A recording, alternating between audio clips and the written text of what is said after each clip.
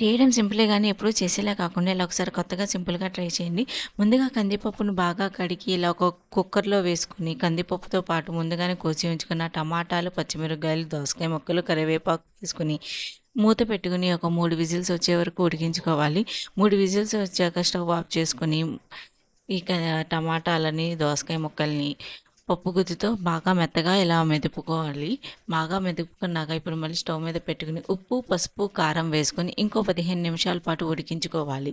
ఇప్పుడు స్టవ్ మీద ఇంకో కళాయి పెట్టుకొని ఆయిల్ వేసుకొని వెల్లుల్లిపాయలు, జీలకర్ర, ఆవాలు, తాలింపు దినుసులన్నీ కరివేపాకు, తాలింపు దినుసులన్నీ వేసుకొని ముందుగానే మనం మెదిపి ఉంచుకున్న ఈ దోసకాయ, టమాటా పప్పును కూడా వేసేసుకొని ఇంకో 10 నిమిషాల పాటు ఉడికించుకుంటే ఎంతో సింపుల్‌గా టేస్టీగా ఉండే టమాటా, దోసకాయ పప్పు ready.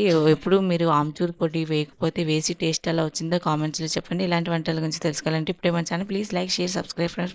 Thank you friends. Please ఒక లైక్